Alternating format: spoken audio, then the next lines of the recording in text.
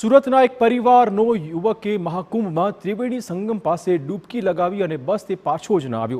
14 દિવસ સુધી સ્થાનિક ફાયર બ્રિગેડ અને એનડીઆરએફ સહિતની ટીમે શોધખોળ કરતા યુવકની ભાળ મળી નથી। અંતે પરિવારે યુવકને મૃત માની તેનું બેસણું અને બારમું પણ કરી નાખ્યું।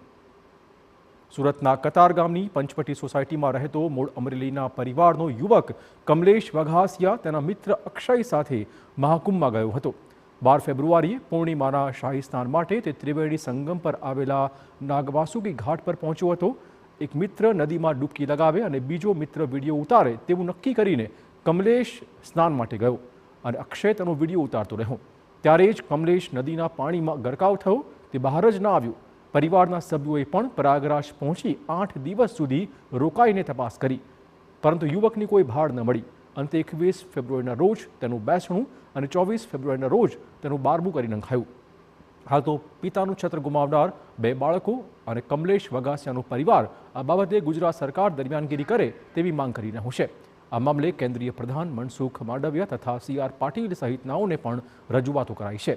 જો કમલેશ ન મળે તો તેના મરણનો દાખલો મેળવવામાં મદદ કરવા માટે પણ પરિવાર હવે અપીલ કરી રહ્યો છે।